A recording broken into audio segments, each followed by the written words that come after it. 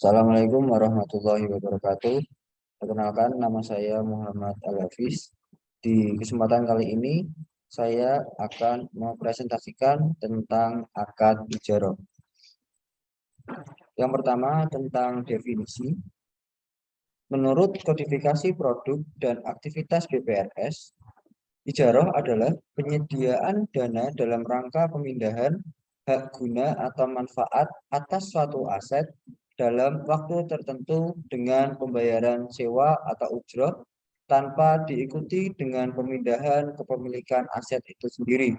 Kemudian menurut fatwa Dewan Syariah Nasional atau DSN MUI garis miring 9 garis miring 2017 tentang ijarah adalah akad sewa antara mukjir dengan mustajir atau antara mustajir dengan ajir untuk mempertukarkan manfaat dan ujroh baik manfaat barang maupun jasa.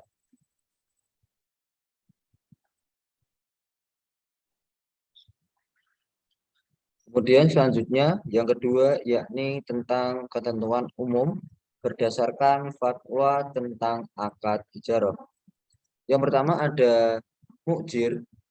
Mukjir adalah pihak yang menyewakan barang, baik mukjir yang berupa orang maupun yang dipersamakan dengan orang, baik berbadan hukum maupun tidak berbadan hukum.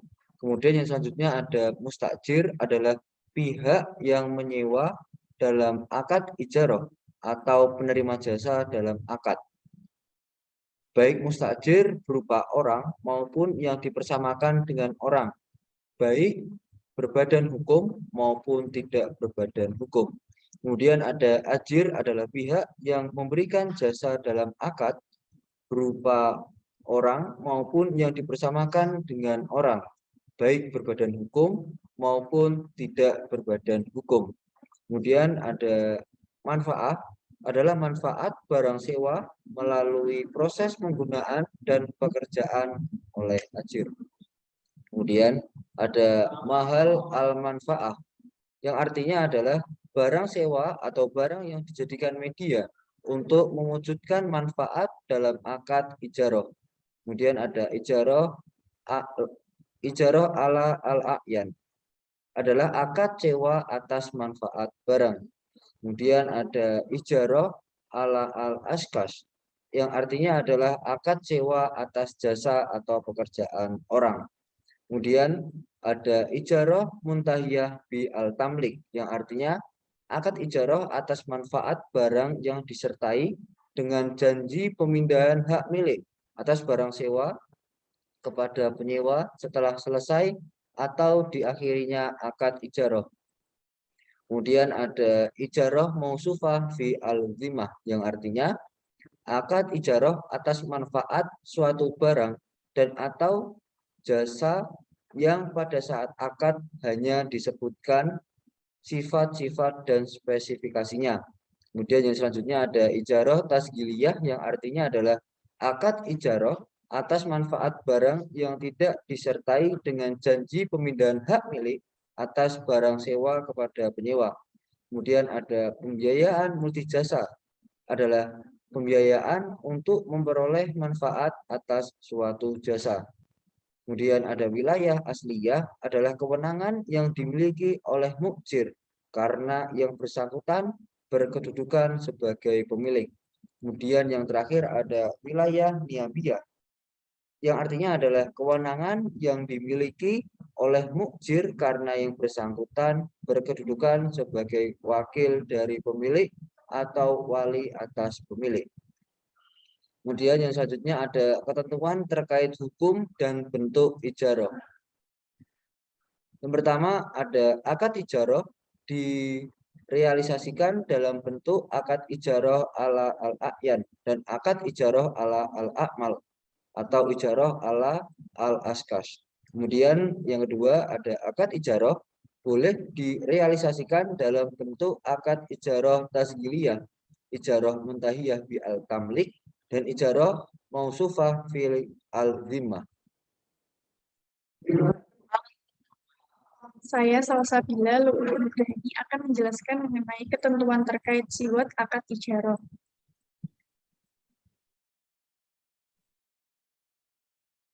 Yang pertama, akad ijarah harus dinyatakan secara tegas dan jelas serta dimengerti oleh mustajir. Kedua, akad ijarah boleh dilakukan secara lisan, tertulis, isyarat, dan perbuatan serta dapat dilakukan secara elektronik sesuai syariah dan peraturan perundang-undangan yang berlaku. Selanjutnya, ketentuan terkait mujir, mustajir, dan ajir. Yang pertama, akad ijarah boleh dilakukan oleh syahsiah, takbiyah, maupun yang dipersamakan dengan orang, baik berbadan hukum maupun tidak, berdasarkan undang-undangan yang berlaku. Yang kedua, mujir, mustajir, dan ajir wajib cakap hukum sesuai dengan syariah dan peraturan perundang-undangan yang berlaku. Yang ketiga, mujir wajib memiliki kewenangan wilayah untuk melakukan akad ijarah baik yang bersifat asliyah maupun niyabiyah. Yang keempat, mujir memiliki kemampuan untuk menyerahkan manfaat. Yang kelima, mustajir wajib memiliki kemampuan untuk membayar ujrah. Yang keenam, ajir wajib memiliki kemampuan untuk menyerahkan jasa atau melakukan perbuatan hukum yang dibebankan kepadanya. Yang keenam, ketentuan terkait mahal al-manfaah dalam ijarah al-a'la al-a'yan. Yang pertama, mahal al-manfaah harus berupa barang yang dapat dimanfaatkan dan manfaatnya dibenarkan secara syariah. Yang kedua, mahal al-manfaah sebagaimana dalam rangka 1 harus dapat diserah terimakan pada saat akad atau pada waktu yang disepakati dalam akad ijarah mau'sufah fi al-zimah. Selanjutnya, mengenai ketentuan terkait manfaat dan waktu sewa. Manfaat harus berupa manfaat yang dibenarkan secara syariat. Manfaat harus jelas sehingga diketahui oleh mujir dan mustajir. Tata cara penggunaan barang sewa serta jangka waktu sewa harus disepakati oleh mujir dan mustajir. Mustajir dalam akad ijarah al-a'yan boleh menyewakan kembali kepada pihak lain kecuali tidak diizinkan oleh mujir. Mustajir dalam akad ijarah al-a'yan tidak wajib menanggung resiko terhadap kerugian yang timbul karena pemanfaatan kecuali karena al-ta'adi, al-taksir, atau mukhalafat al-syurut. Saya, Kuntumnya Filian, akan menjelaskan mengenai ketentuan terkait amal yang dilakukan oleh ajir.